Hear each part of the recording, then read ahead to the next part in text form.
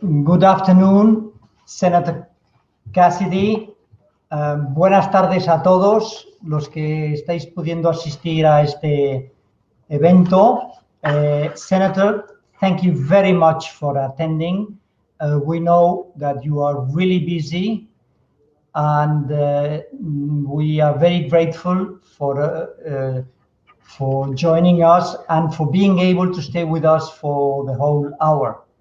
So thank you very much. Let me briefly introduce you, and the first thing that I want to say is that Fundación Consejo de España, Estados Unidos, US-Spain Council is a private organization, non-profit, and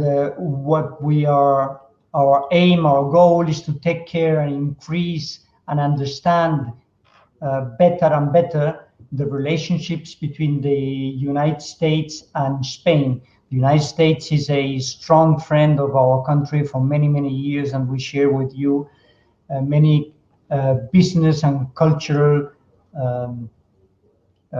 history. My second welcome and gratitude goes for INCIPE. We are very honored to co-organize this event with INCIPE, which is the Instituto de Cuestiones Internacionales y de Política Exterior. It's not the first time which we organize events with you, and we hope that we will continue to do so because it's very profitable, and we are very happy to be able to be in co-organizing events with you. The current session is dedicated to analyze the current challenges of the US and the priorities of the Republican Party. And it's going to be the first conference that we're going to have in this line. So we are really anxious to hear you, Senator Cassidy. Senator Cassidy, as you all know, is a prominent and well-known senator for Louisiana from the Republican Party in the United States. Bill grew up in Baton Rouge, Louisiana, and attended Louisiana State University, LSU, for undergraduate and medical school. And in 1990, Bill joined the LSU Medical School, teaching medical students and residents at Earl K. Long Hospital, a hospital for the uninsured. During this time, he co-founded the Greater Baton Rouge Community Clinic, which is a clinic providing free dental and health care to the working uninsured. Bill also created a private-public partnership to vaccinate 36,000 Great Baton Rouge area children against hepatitis B at no cost to the schools or parents. In the wake of Hurricane Katrina, Bill led a group of healthcare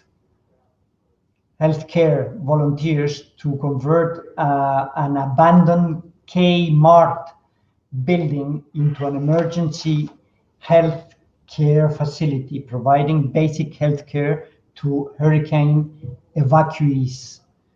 In 2006, Bill was elected to the Louisiana State Senate. In 2008, he was elected to the United States House of Representatives to represent Louisiana 6th Congressional District.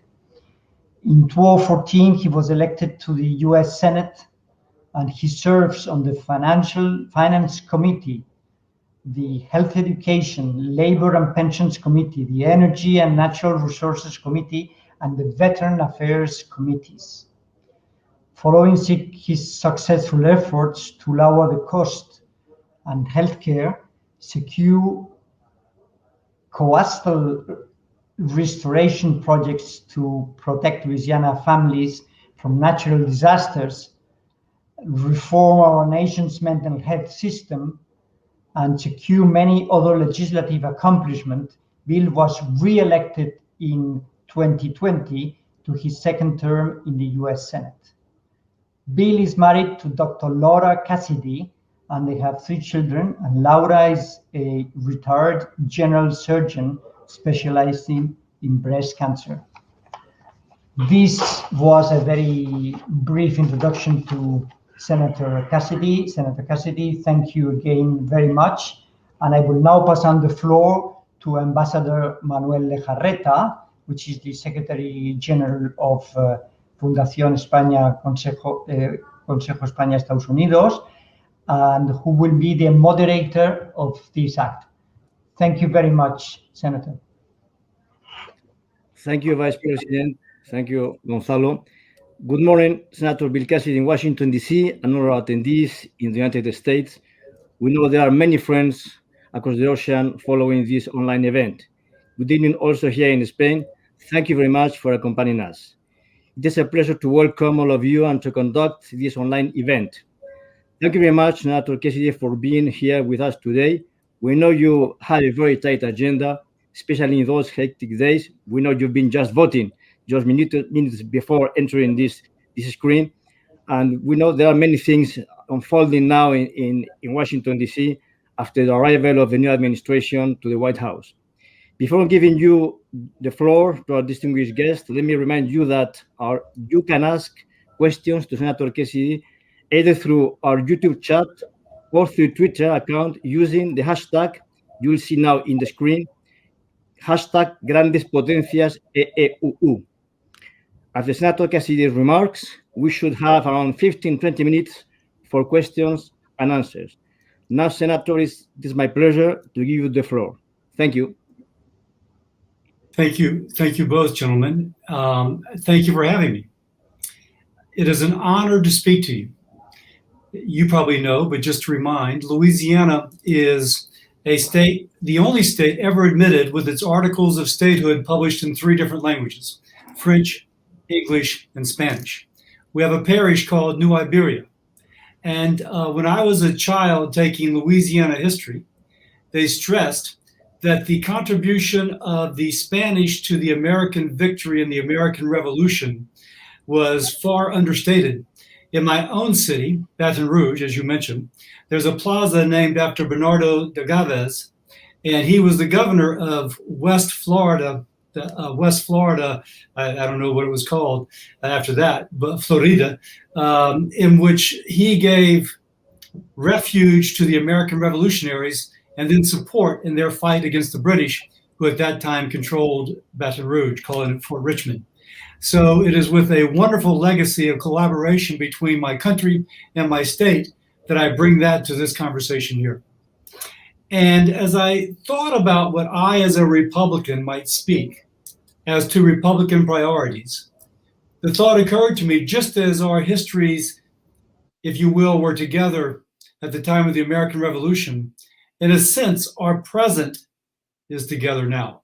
And I think, although I cannot speak for your country, I think what I describe is not just an issue for the United States, but for an issue for all developed countries, and I'd be interested in your thoughts.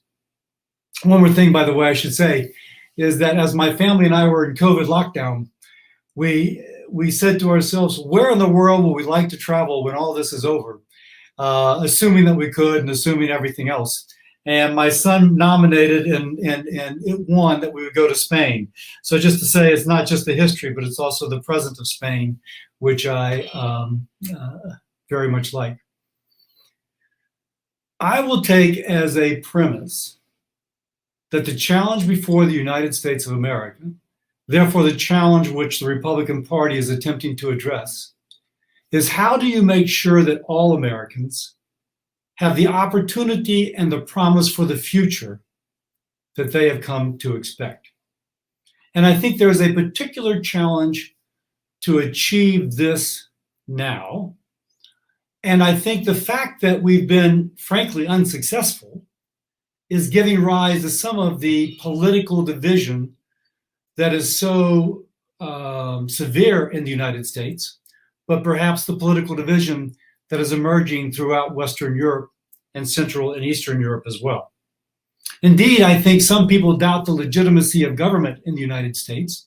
If government is supposed to help make sure that people have not just their human needs met, their ability to have food and healthcare and housing, but beyond that, the ability to have their aspirational dreams met, a better education leading to a better job, perhaps the ability to own a business, to see their children have a better future.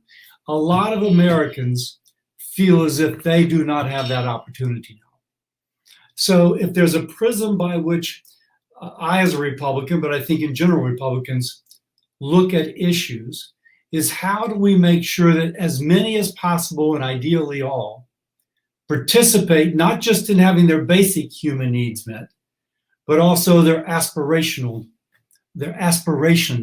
to be realized. Now, by what do I mean? Globalization has, it's almost a cliche, has been an incredible disruptive force on established economic patterns. This is particularly true for those whose jobs were more likely to migrate out of the country in which I live, or perhaps your country, and go to a country such as China or another country in which there's a lower cost of manufacturing, and perhaps other incentives as well. And so if you're someone who had a great job in a community which was centered around a manufacturing plant, and that facility has offshored, not just have you lost your job, but the whole community has lost its tax base. Young people tend to move away, and statistically, those who stay are more likely to have early death, increased incidence of addiction to alcohol or to drugs, and other things. Indeed, there is a term in the United States called death of despair. If it just as one example of what I described, if you look at non-college educated white males between the ages of roughly 35 and 65, their life expectancy is decreasing. Quite remarkable.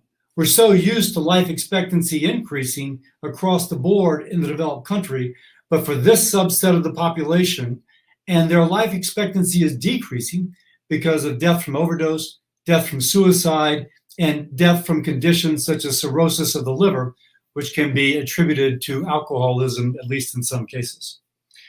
So and indeed, I think the fact that we have different solutions as a country on how to address this is part of which gives such polarity in our political dialogue, with people at the extremes, left and right, advocating things that formerly would have been beyond the pale, would not have been considered anything close to the mainstream in terms of something that for which you would advocate.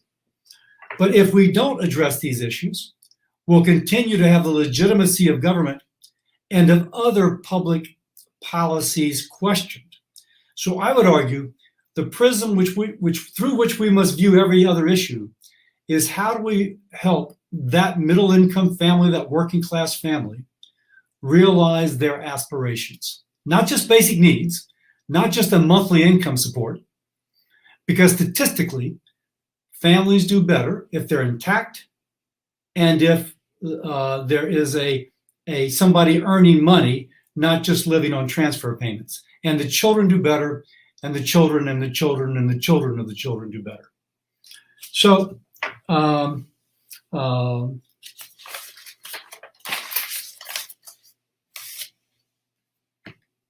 so with that, let me go through some of the issues which would then be before us. The economy just kind of gives rise to itself. If somebody is making a living on Zoom calls or their equivalent, they're probably doing pretty well right now. Remote work has allowed people to buy a recreational vehicle, to travel across the country, and to Zoom to work.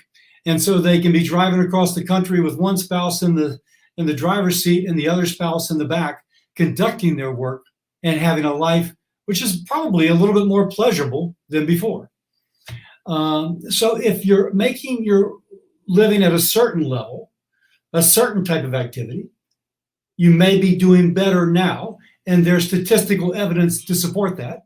There is more people buying homes, credit card balances are lower than they used to be, mortgage defaults are lower than they used to be. A lot of evidence that there's a segment of the American population doing better. Who are those, though, who are perhaps doing less well? They are those who would typically be employed in mining, manufacturing, and construction.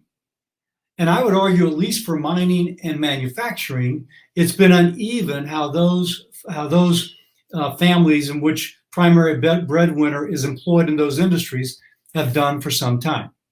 I'll develop that.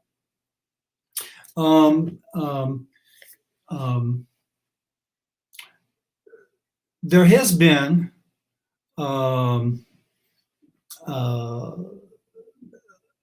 some people would argue that there is no way to stop the offshoring of manufacturing from a developed country to a less developed country. It is going to happen because of lower labor cost and an overall lower cost of doing business. And that might be true. But I don't think that's the entirety of the story. Clearly, a lot of manufacturing has moved to countries which have non-existent environmental standards, or they may have a standard, but they do not enforce it, and labor laws which do not give a labor force the protection that we would expect a labor force to have in a developed country. Now, at this point, if you are a manufacturer, somebody who works in manufacturing, and your company has a choice of whether to build a new facility in the United States or to build it in China, where they, again, have a lax environmental standards or lax enforcement thereof, and sometimes use slave labor, but certainly don't have the sort of labor protections we have in the United States. Those lax environmental standards and lax labor standards are effectively a subsidy to the business. So the business can either set up in the United States or Spain, or move their operation abroad and produce goods at a lower cost, direct cost. Now, that somehow seems to go against the bargain. And I think those who are losing their jobs in the United States would take issue that the bargain is fair. The economists would say, don't worry, that there is a lower cost of goods being produced. And so therefore the many consumers in the United States benefit from that lower cost.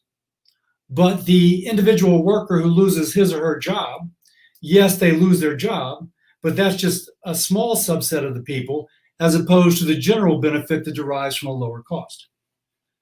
But I still think it's unfair. First, the United States has treaties with Mexico, Canada, with Central American countries. In each of those treaties, we mandate, before the United States will sign on, that there be certain labor standards, environmental standards, and enforcement of those standards in those countries.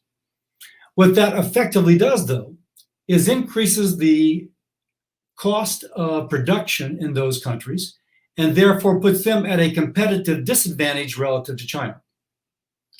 And so the company that might be in Mexico, more likely to take the dollars it earns from the United States from an import-export agreement and spend them back into the United States, instead is offshoring even from Mexico to China, where the Chinese would spend their money around the world.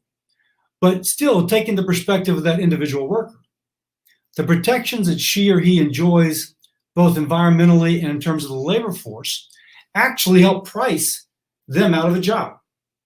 Now, if I'm somebody who is trying to take care of that family who statistically has done poorly over the last couple of decades, I have to look at what makes our labor force less competitive relative to a competitor country.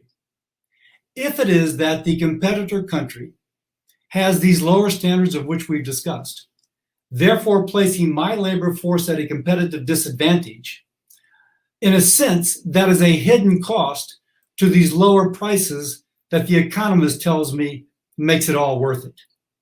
I frankly think that there are hidden costs there, which I'll speak of some more hidden costs later, that are not reflected in the price of that good on the store shelf. But if you included the hidden cost, that externality in the price of that good on the store shelf, then maybe we would see the price is not as cheap as it appears.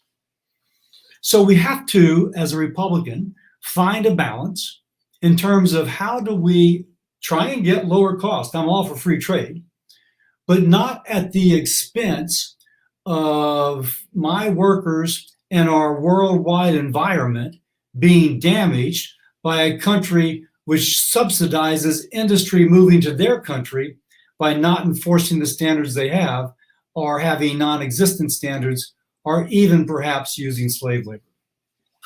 This is important.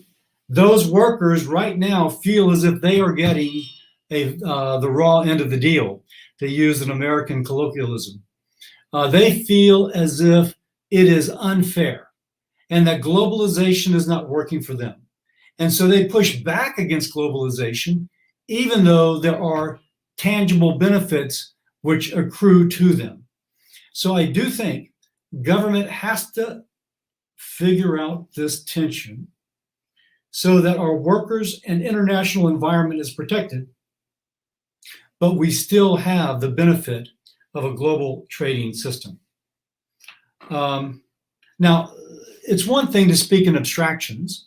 Let me give two specific examples. I spoke to the CFO of a financial officer, a chief financial officer for a company, and he was describing a company which he formerly worked for. And he said they were making a decision as to whether or not to build a facility in the United States or to build a facility in China. And they made the decision to build in China because in China, they did not have to have the same environmental compliance with scrubbers for sulfur dioxide and nitrogen oxide. So because of that, their return on investment was 18% in China, and only 8% would they have built in the United States. They said they could not have defended that on an earnings call, and so therefore made the decision to build in China. So we have fewer people working in manufacturing because that plant was built in China, fewer people working in construction to make that plant, to build the plant, to expand the facility, to maintain the facility, fewer people working in the service industry to otherwise support those workers, because another country decided to subsidize the movement of a facility to their country by not demanding environmental standards. Now, I'll come back to this in a bit, but that is a tangible example of how a particular company moved elsewhere out of the United States, costing American jobs because of what I consider effectively a subsidy from another country. Another example, smaller scale, a business was manufacturing or assembling product in Honduras. And the owner just had to put a lot of time into addressing labor issues. Honduras has a treaty with the United States, and on their own, not just because of the treaty, have protections for the workforce. He eventually found it simpler just to go to a contract manufacturing organization, again in China, in which all the labor issues were addressed, and he did not have to deal with it at all. And therefore, even though the transportation across the Pacific was greater than the transportation cost across the Gulf of Mexico, nonetheless, his overall cost of production was lower by building in China. Now, it may be that the Chinese have the same labor protection regime as do the Hondurans, but we all know that there are abusive labor practices in China, and among them slave labor. And I'm not saying that this particular business that the folks who are doing the manufacturing employed, so to speak, slave labor.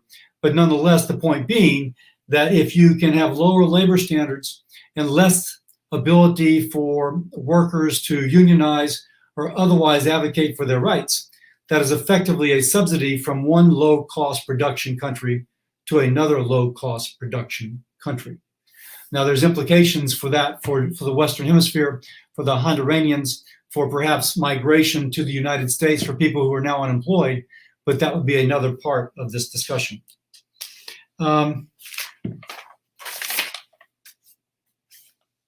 So next thing I'll bring up is I've mentioned that if you look at people who don't make their living on a Zoom call, but who are used to having a good working wage with the ability to provide for their future and the future of their family, another source of those jobs has been mining. By mining, I could mean coal, uranium, but I'm from Louisiana, and so I'll specifically speak of the oil and gas industry. Now, we need to be concerned about climate change. Absolutely, and I will speak to that in a bit. But if you have a policy which assumes that if you just don't produce the oil and gas, somehow you improve climate change, that is silly, it is ridiculous, it is absurd. Everybody who forecasts global use of fossil fuels forecasts that demand will remain about where it is for the next 4 or 5 decades. And if the United States does not produce that oil and gas, somebody else will. We had testimony in the Energy Committee recently in which one of the folks speaking, who said, I'm a Canadian, he's saying this proactively, I'm a Canadian, not an American, not trying to pick a side here, but he said demonstrably, the environmental standards employed by the United States and by Western European countries is of a higher level than the environmental standards employed by countries such as Russia. There was an article, a set of articles that have come out in the American press in the last 2 weeks, that even if the United States decreases or stops oil and gas production, it will not decrease worldwide consumption of fossil fuel. Rather, it's just that other countries will produce more, filling the void created by the United States not producing our own natural resource. So if I'm taking my prism, how do I provide a better living for that family which may or may not have a college education, but they're good people? And right now with overtime, they may be making $100,000 a year working in the oil and gas industry. Their job is eliminated, but global greenhouse gas emissions increase because instead of producing the natural gas that we're going to use anyway, in the United States with our environmental standards, creating jobs for Americans, instead, those are being created in another country, for example, Russia or Iran. Now, just as an aside, I will say that inherent in what I just said is that by allowing Russia and Iran to increase their production, because we create a vacuum, if you will, it strengthens their economy and strengthens them vis-a-vis the geopolitical competition, which is currently between Russia, Iran, and the West. Put differently, the degree to which Western countries are producing something in an environment, in a more environmentally sensitive way, strengthening our country's economies and our workforces. And by the way, putting a product out into the international market, which drives down market share for a country like Iran and Russia, is the degree to which we in the West are strengthened geopolitically. So the worker has a better job, there's net decrease in global greenhouse gas emissions, and the West is strengthened geopolitically. Now, why anybody in the Biden administration or on the Democratic side would want to pretend that is false, it is a pretending that is not based in facts or reality or science or logic. And as a Republican, that would be something, a perspective that I would attempt to advance. Not just for the Republican Party, not at all, but for that worker who might lose their job because of this administration's policies, and for the Western countries, which I still think are culturally and geopolitically a unit standing for values which the rest of the world would be better to adopt. Now, by the way, some listening to this might say, well, you're a Republican. Maybe you don't care about climate change. That is not true. As a Republican, I've been speaking to climate change over the last decade. No one notices it because it's a little bit, it goes against the stereotype. But, there's this paper trail of me talking about it. And in part because Louisiana, that state which your ancestors helped free, so that my ancestors from Ireland could come here and enjoy the fruits of my great country, is the state most impacted by rising sea levels. Again, Louisiana, of all the states in the United States, is the one who's lost more landmass because of relative sea level rise. So it is an existential issue for Louisiana to address the issue of climate change with rising sea levels. But there is a way to do it while acknowledging that the rest of the world is going to be using fossil fuels for some time.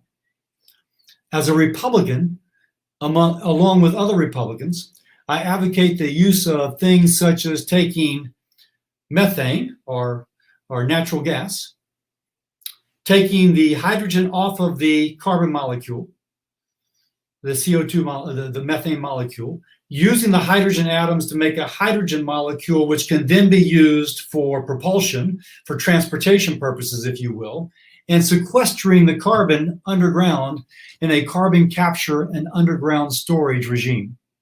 Now, that way, we're producing hydrogen, which I understand that the European Union is using more of. It is a way to have blue hydrogen, a carbon-free technology to actually propel to fuel, if you will, 18-wheelers, big push boats and tugboats on the Mississippi River, other large structures which are unlikely to be powered by electrification of motors. We have other responses like that, which again would preserve employment for that family, which is going to be most vulnerable to public policy changes. They could continue to produce the natural gas, continue to build pipelines, but they would also build CO2 pipelines, which would then go to CCUS storage facilities after passing through a place in which hydrogen atoms are taken off the natural gas and used to form a new transportation fuel, which would be a hydrogen cell. In this way, we use technology to preserve jobs for those Americans who if we don't have their support, they will fight, they will oppose, they will be active against achieving the goals of lowering global greenhouse gas emissions. But if we put in the wiser policy guided by science and by empiricism, then we will not only preserve their jobs, but we will lower global greenhouse gas emissions.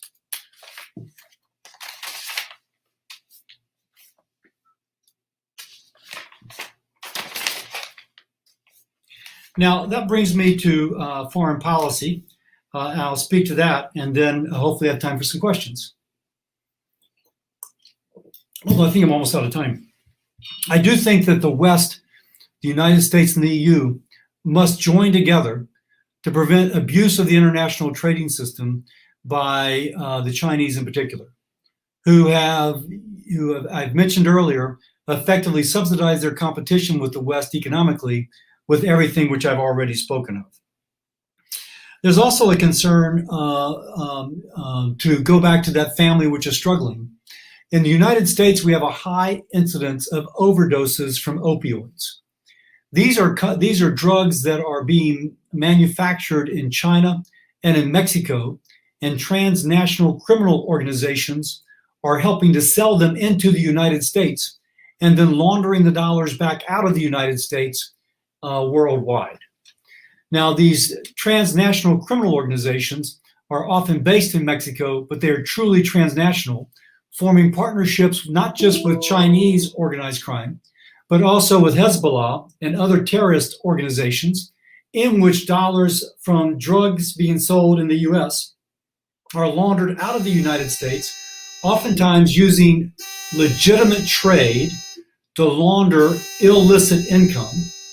It goes through South America, through the Western Horn of Africa, and up to support terrorist organizations such as Hezbollah and perhaps the Iranian Revolutionary Guard. These same groups are said to bring contraband, counterfeit cigarettes out of South America to the EU, where they are sold, excise tax is not collected, which therefore deprives European governments of the revenue that they would need for the functions of government. Now, go back to that family. They are dying of addiction. We must do something about this, this linkage between them dying of addiction and the financing of this illicit trade, which then results in many other things. But also go back to the fact that countries have a loss of tax revenue from which they could better support programs to help such families, because these transnational criminal organizations are not paying taxes on their illicit gains. One thing I've been very interested in is the threat networks, which include counterfeit goods, trade-based money laundering, and other such activities. It will require transnational cooperation between countries such as the United States and Spain to address this, because the criminal organizations are transnational.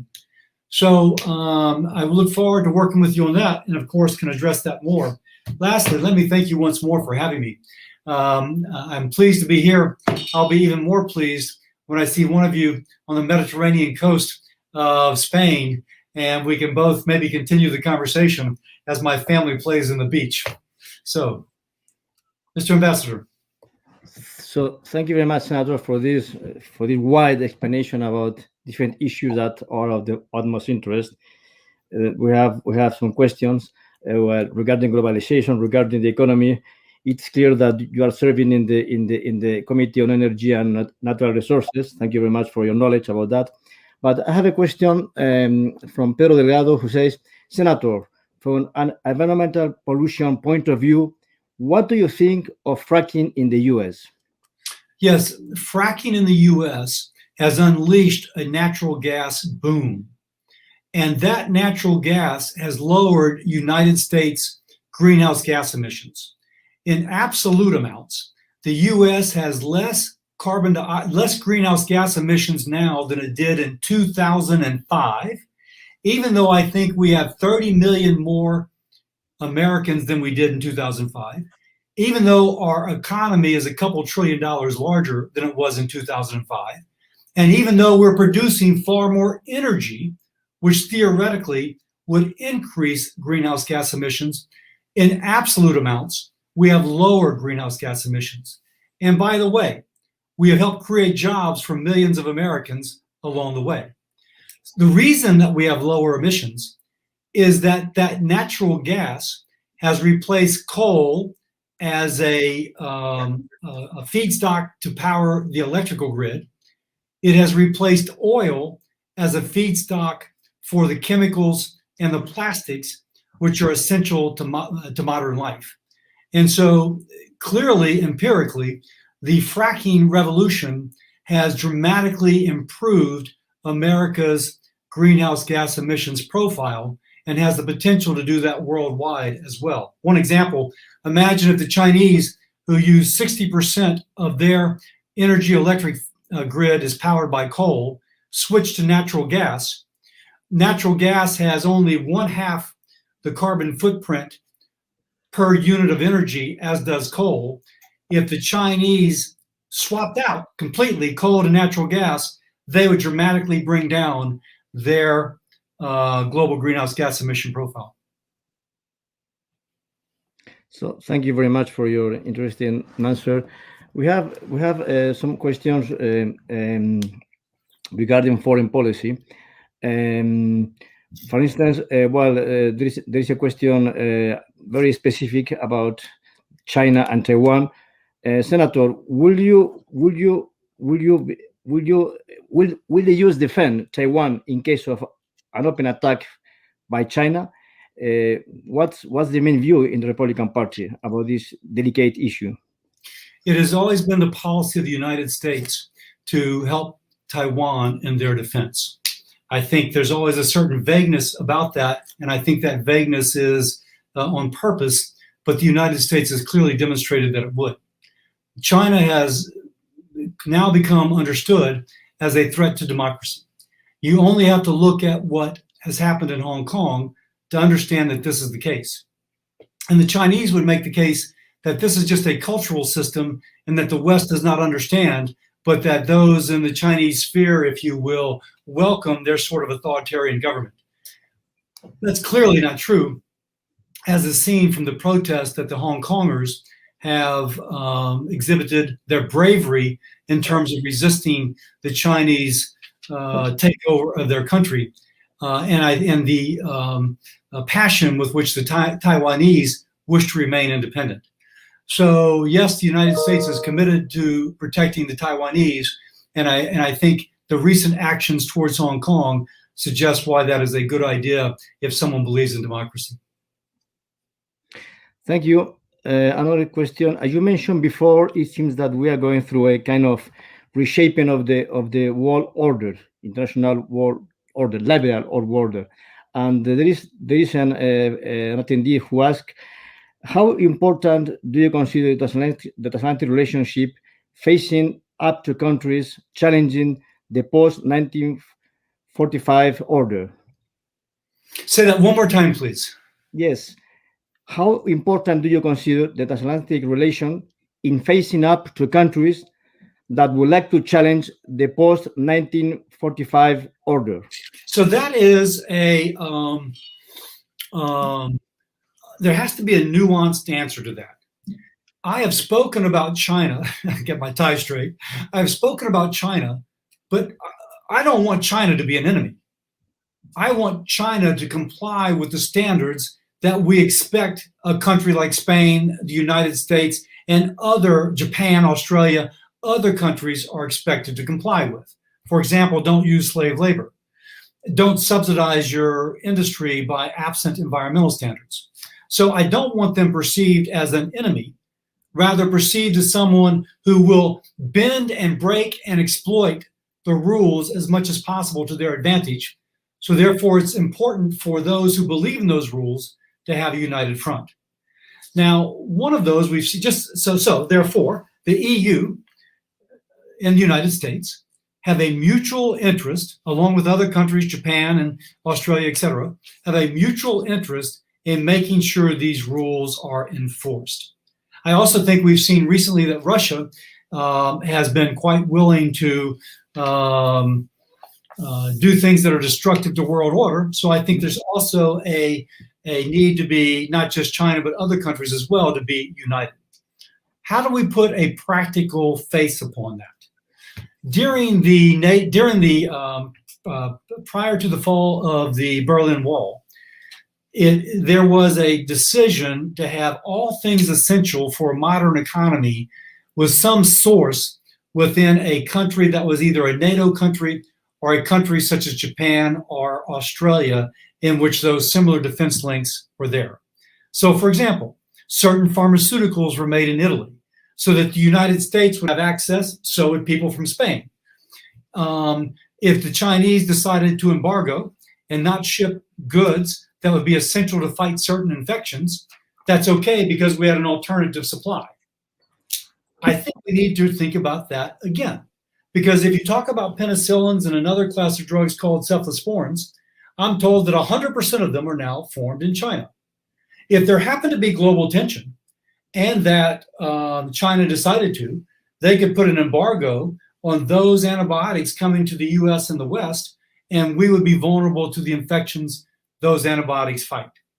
In my sense, we need to at least have some dispersion of critical biohealth and manufacturing goods throughout these countries, which have a tradition of being security allies, in which we would each have okay, I can't have it here, but we have a great relationship with Mexico, and we know we can get it from there, a great relationship with Spain, and we can send it to Spain, but they can send us something else. So I think even though it will increase cost marginally, there has to be a strategy, a security strategy, in which key things are manufacturing of key goods are distributed through these countries which are allied. Thank you. We have a question about Iran. How do you see the possibility of the United States returning back in the short term to nuclear agreement with Iran that former President Trump abandoned in 2018? Well, the Biden administration has made a commitment to rejoining the JCPOA, and Iran obviously is again pushing the elements. I think that as currently configured, the Iranians are a regime which sponsors international terror. They have killed people in Europe with their secret police. They have attempted to kill people in the United States. They're actively supporting terrorist organizations spreading around the world. So it is with great circumspection that the West should engage with the Iranians with very clear red lines, which if they do not comply, then everything is off. I think it's fair to say that there's an internal pressure building in Iran. The support for the regime has always come from the rural areas. A couple of years ago, there was widespread outbreaks of resistance to the regime within the rural areas. So the hyperinflation, the mismanagement of the economy, and the sanctions have served to somewhat limit the progress. Make no mistake about it. The Iranians are a great people. They've got an incredible legacy. The Iranian Americans in my country are inevitably sterling citizens who contribute tremendously to our country. It is a regime which takes that great people and it thwarts their progress. So if the Biden administration determines it's their decision to go back into the JCPOA, that's something we'll live with. That's why you have presidential elections. But I do think it's incumbent upon the rest of us to recognize there is a regime that has been very supportive of international terror, that thwarts the aspirations of their people, and in some cases supports criminal activities within our countries, and therefore we must be very vigilant as to their activities. Thank you. We have now a question very specific about relation between Spain and the United States, about trade. One attendee asked, what is your expectation of the timing of when the US government will reduce or eliminate the import duties on Spanish products such as olive oil? As you may know, olive oil is a very important product for export of Spain. Yeah,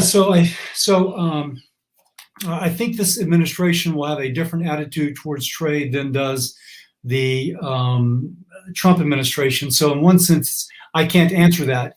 Beyond that, I think that it is in the interest of both our countries to have as low trade barriers as possible.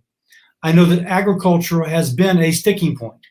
Frankly, American farmers feel as if they would have greater access to markets were it not for some of the EU tariffs placed upon our goods. And some of them are phytosanitary, suggesting that, our products, because they may have a genetic alteration or whatever, are somehow unfit. So there is a tension and a trade-off there.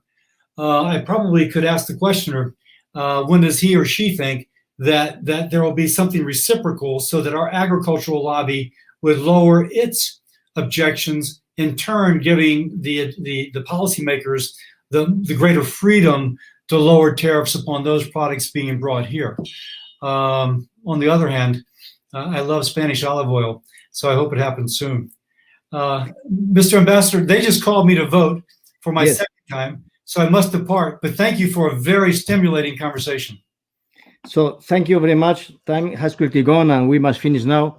It has been a very interesting debate and speech. I'm sure that our followers have enriched themselves. And well, in a few days, we will announce who will be our next speaker and the date. Thank you again, Senador Cassidy. We wish you all the best in your important job. And hopefully we can welcome you in some months in Spain with the aim to continue strengthening relation between Spain and the United States. And well, that's all. Thank you very much also for your staff. That has been very helpful. And have a good day. Thank you very much. Goodbye. Thank you.